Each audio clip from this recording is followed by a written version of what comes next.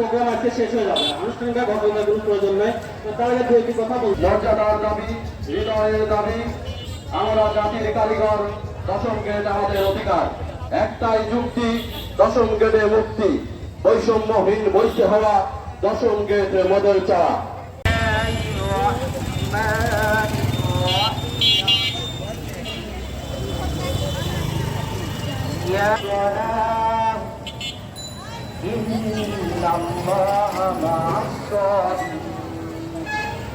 ولا تقولوا لمن يقتل في سبيل الله أموات بل أحياء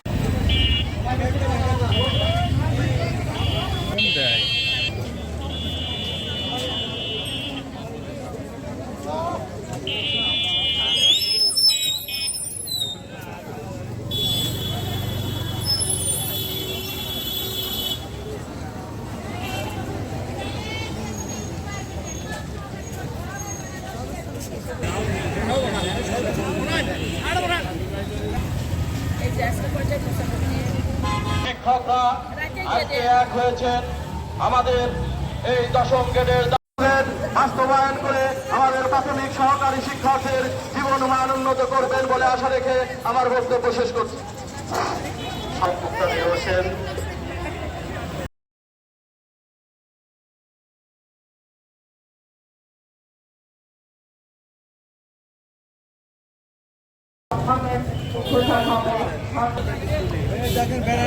ধন্যবাদ।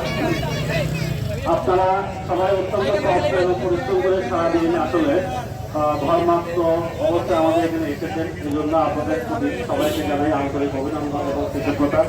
তো এই পর্যায়ে আমাদের ছোট ভাই মানব বন্ধন, আজকে আমাদের এই রাস্তায় দাঁড়ানো, আজকে রাস্তায় কারা দাঁড়িয়েছে? জাতি গড়ার কারিগর, সেই শিক্ষাগুরু বলতে চাই, আমি জাতিকে বলতে চাই, আপনারা আসেন, দেখেন যে আপনারা আপনাদের শিক্ষাগুরু সেই শিক্ষকদের রাস্তায় দাঁড় করিয়ে দিয়েছেন। কেন তারা রাস্তায় দাঁড়াইছে? তাদের মানবতার জীবন যেমন থেকে মুক্তির জন্য, শিক্ষক হিসাবে তাদের সম্মান নিয়ে সমাজে বাঁচার জন্য এই শিক্ষকরা আজকে রাস্তায় দাঁড়িয়েছে। শিক্ষকরা বর্তমান বাংলাদেশে প্রাথমিক বিদ্যালয়ে যারা শিক্ষক রয়েছেন তারা হলেন তৃতীয় শ্রেণীর কর্মচারী। আমি সরকারকে বলতে চাই, বিশ্বের কোন দেশে আছে যে প্রাথমিক বিদ্যালয়ের শিক্ষকরা হলেন তৃতীয় শ্রেণীর কর্মচারী? শিক্ষক হিসাবে আমরা যতটা পরিশ্রম করি, সেই শিক্ষকরা সেই বাবা মায়ের মতো অত্যন্ত পরিশ্রম এবং কষ্টের মাধ্যমে সেই শিশুদের আমরা শিক্ষার হাতে করে দিয়ে থাকি। যারা সমসাময়িক সম্মান যোগ্যতা নিয়ে বিভিন্ন সরকারের সেক্টরে পরীক্ষা দিয়ে শিকার হতে হতে আজ এখানে এসে দাঁড়িয়েছে। আমাদের আন্দোলন অনেক দিন ধরে চলছে, কিন্তু আমাদের কথা শোনার আসলে কেউ নাই। আমাদের দাবি দাওয়াগুলো আপনারা একটু পর্যালোচনা করে দেখবেন। খুব বেশি কথা বলা নেই, আমরা সবাই জানি এখন প্রাথমিক শিক্ষকদের স্নাতক, তারপরেও স্নাতকে একজন পুরুষ শিক্ষক সে যদি বাড়ির একমাত্র কর্মক্ষম পুরুষ হয়ে থাকে তো তার জীবনযাপন মানবতার জীবনযাপন করে। আমাদের কোমলমতি শিক্ষককে আমরা কত কষ্ট করে লেখাপড়া করাই সেটা সবাই জানে। আর প্রাথমিক বিদ্যালয়ের শিক্ষকদের কাছে অনেক দাবি দেওয়া থাকে, এলাকার লোকজনের, প্রধান শিক্ষকের, ডিপিও, এপিও সবার, কিন্তু আমাদের দাবি দেওয়াগুলো দেখার মানুষ নাই। তাই আজ আমরা এখানে এসে দাঁড়িয়েছি। দয়া করে আমাদের দাবিগুলো আপনারা জেনে নেবেন। আর সকলকে বলবো, এই দাবি যতক্ষণ পূরণ না হচ্ছে ততক্ষণ আমরা আন্দোলনের সাথে যুক্ত থাকবো। ধন্যবাদ সবাইকে। ধন্যবাদ কামনা সাহেবকে। আমি বিনীতভাবে অনুরোধ করছি মুখোমুখি হই এবং আমরা এত কষ্ট করি, এজন্য আমাদের প্রাণের দাবি। আমাদের পার্শ্ববর্তী প্রতিবেশী দেশ ভারত এবং ভারত সহ অন্যান্য দেশ আমরা দেখতে পাচ্ছি যে সেখানকার শিক্ষকদের মর্যাদা অত্যন্ত, তারা বেতন এবং অন্যান্য সুযোগ সুবিধা সর্বোচ্চ পর্যায়ে পেয়ে থাকে, কিন্তু আমাদের এই পর্যায়ে আমাদের জনাব সহকারী শিক্ষক মোকাররম হোসেন ভাইকে কিছু বলার জন্য অনুরোধ করছি। দশম গেট বাস্তবায়ন হয়, আর যেন আমাদেরকে এইভাবে রাস্তায় না নামতে হয়, রাস্তায় নেমে কথা বলতে আমাদের খুব আর একটু ধৈর্য ধরুন। কষ্ট যখন আমরা করেছি আর অল্প একটু কষ্ট করে আমাদের একটি মানববন্ধনকে সুন্দর, সফল এবং সার্থক করেও কার্যকর করি। এই পর্যায়ে আপনাদের সামনে আমাদের সহকারী শিক্ষক ছোট ভাই জনাব আরিফুল ইসলাম মিঠু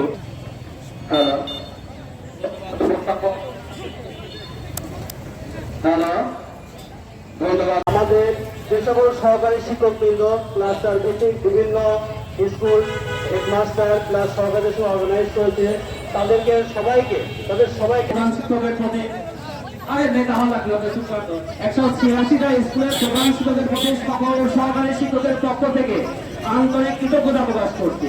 এই পর্যায়ে আপনাদের সামনে আমাদের ছোট্ট বড় ভাই জনাব মোহাম্মদ ইকবাল হোসেন সহকারী শিক্ষক বাংলাদেশ সরকারি প্রাথমিক বিদ্যালয় তার বক্তব্য শেষ হবে, আমাদের আজকের এই মানববন্ধন কর্মসূচি শেষ হবে।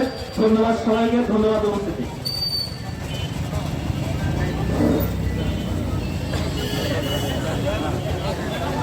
আউযু বিল্লাহি মিনাশ শাইতানির রাজিম। বিসমিল্লাহ। ভাই ও বন্ধুরা, আসসালামু আলাইকুম ওয়া রাহমাতুল্লাহ।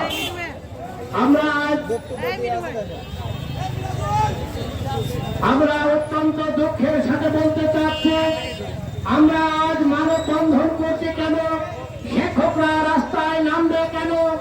আমাদের যদি বেতন বৈষম্য না হয় আমাদের রাস্তায় নামার কোনো দরকার ছিল না। সম্মানিত শিক্ষক মন্ডলী, সম্মানিত দেশবাসী, আপনারা অবশ্যই জানেন স্নাতক পাশের তারা হলো 10ম গ্রেডে আর আমরা হলাম 13তম গ্রেড। বৈষম্য এখানে। সম্মানিত ভাইরা আমার, শুধু এখানেই শেষ নয়, কৃষি সহকারী কৃষি উপসহকারী কর্মকর্তা বলেন এসএসসি পাস 4 বছরের কৃষি ডিপ্লোমা করে তারা 10ম গ্রেডে বেতন পাচ্ছে। আমরা পাচ্ছি 13তম গ্রেডে স্নাতক হওয়ার পরে। দুঃখ আরেকটি, সাব ইন্সপেক্টর সাহেবদের নিয়োগ বিধিতে লেখা রয়েছে দ্বিতীয় স্নাতক পাস, আর আমাদেরও। সম্মানিত ভাইরা আমার, ইউনিয়ন পরিষদের সচিবদের আগে ছিল এসএসসি পাস, বর্তমান রয়েছে স্নাতক পাস, তাদের হয়েছে 13তম 10ম গ্রেড। আর আমরা সহকারী শিক্ষক প্রাইমারি স্কুলের তাদের স্নাতক পাস হওয়া সত্ত্বেও তাদের 13তম। আর একটি দুঃখজনক ঘটনা সত্য, আমাদের পিঠ দেয়ালে ঠেকে গেছে। সম্মানিত ভাইরা আমার, প্রাথমিক শিক্ষার গুণগত মান উন্নয়নের জন্য সরকার বাহাদুর যে প্রচেষ্টা চালাচ্ছে, এই গুণগত মান তখনই সম্ভব হয় যখন এখানে গুণ সম্পন্ন শিক্ষক প্রয়োজন। এই গুণ সম্পন্ন শিক্ষক ধরে রাখতে হলে মানসম্মত বেতন গ্রেড প্রয়োজন। অনেক বিশ্ববিদ্যালয় পড়ুয়া শিক্ষকেরা, অনেক বিশ্ববিদ্যালয় পড়ুয়া ছাত্ররা সব 10ম গ্রেড বিশ্ববিদ্যালয়ে 13তম গ্রেড হওয়ার কারণে আবেদনই করে না। ভালো শিক্ষক না আসলে ভালো পড়াশোনা এই দেশ থেকে উৎপাদন করা সম্ভব না। ভালো বীজ না হলে ভালো ফসল আশা করা সম্ভব নয়। সম্মানিত ভাইরা আমার, আমি আরেকবার বলতে চাই, ওই সকল শিক্ষকদেরকে ধরে রাখতে হলে যারা ভার্সিটি পড়ুয়া শিক্ষকেরা প্রাথমিক বিদ্যালয়ে যোগদান করে বেতন বৈষম্যের কারণে এখান থেকে তারা আবার উচ্চতর গ্রেডে বেতনে যাওয়ার জন্য তারা এখান থেকে চলে যায়, তাহলে প্রাথমিক বিদ্যালয়ের গুণগত মান বৃদ্ধি কিভাবে হবে? আর বলতে চাই, একজন প্রাথমিক বিদ্যালয়ের শিক্ষকেরা যদি বাসা ভাড়া করে থাকে, মাসের শেষে 30 তারিখে যে তাদের ভাইরা আমার আসুন, সরকার বাহাদুরের কাছে আমাদের আকুল আবেদন, আমাদের যেন রাস্তায় নামতে না হয়। আমরা আমাদের 10ম গ্রেড বাস্তবায়নের উদাত্ত আহ্বান জানাচ্ছি। আর এই 10ম গ্রেড যদি বাস্তবায়ন না হয়, তাহলে আমরা আরো কঠোর থেকে কঠোর আন্দোলনে কঠোর কর্মসূচি দিতে বাধ্য থাকবো। আমরা সামান্য হবে আমাদের 10ম গ্রেড বাস্তবায়ন করতে সক্ষম হবেন, এই আশা ব্যক্ত করে আমি আমার সংক্ষিপ্ত কথা শেষ করতে। আসসালামু আলাইকুম ওয়া রাহমাতুল্লাহ। আসসালামু আলাইকুম। সম্মানিত সহযোগিতাবৃন্দ, আমি একটা মেসেজ দিচ্ছি, তাহলে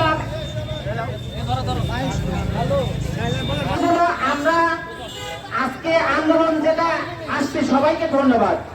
এই আন্দোলন কিন্তু থেমে নাই যতক্ষণ পর্যন্ত আমাদের এই দশম গেট বাস্তবায়ন না হবে। সেজন্য আপনাদের কাছে আবেদন থাকবে, অবশ্যই দশম গেট বাস্তবায়নে আসবেন। আরেকটি মেসেজ হলো আমি ইতিমধ্যে ঢাকাতে খবর নিয়েছি, আমাদের শিক্ষা বিষয়ক যিনি আজকে আমাদের দশম গেট বাস্তবায়নের জন্য সেখানে কমিটি গঠন হচ্ছে, সেখানে একজন শিক্ষা বিষয়ক একজন কমিটিতে অন্তর্ভুক্ত হচ্ছেন। এখানে